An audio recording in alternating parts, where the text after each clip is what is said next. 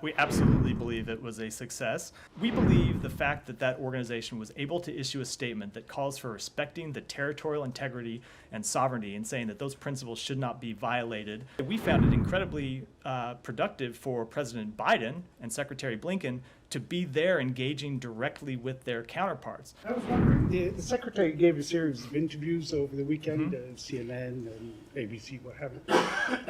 I found that,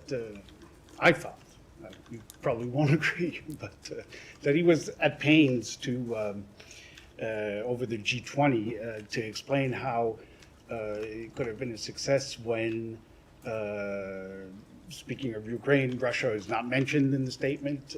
On climate issues, it's way under par of what was expected. There wasn't the Chinese president present in India, and so my question is, do you still think it was a success or a missed opportunity? We absolutely believe it was a success. I will just say with respect, let's take a moment. First, with respect to the statement, the G20 is a big organization. Russia is a member of the G20. China is a member of the G20. There are members that have a diverse range of views. We believe the fact that that organization was able to issue a statement that calls for respecting the territorial integrity and sovereignty and saying that those principles should not be violated is an extremely important statement, because that is exactly what is at heart of Russia's full invasion of Ukraine. It is those very questions. So we thought that was an incredibly important statement for them to make.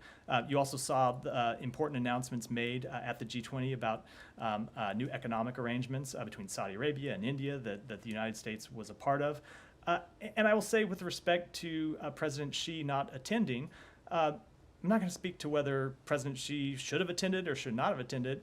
I will say we found it incredibly productive for President Biden and Secretary Blinken to be there engaging directly with their counterparts. As I said in response to a question a moment ago, there is no substitute for that, and we found it incredibly productive for the interests of the United States to be able to have those conversations and advance them, as the White House made public over the weekend. In addition to the sessions, the president had a number of pull-asides with leaders of other countries where we were actively advancing the foreign policy priorities of the United States, including engaging on the war in Ukraine.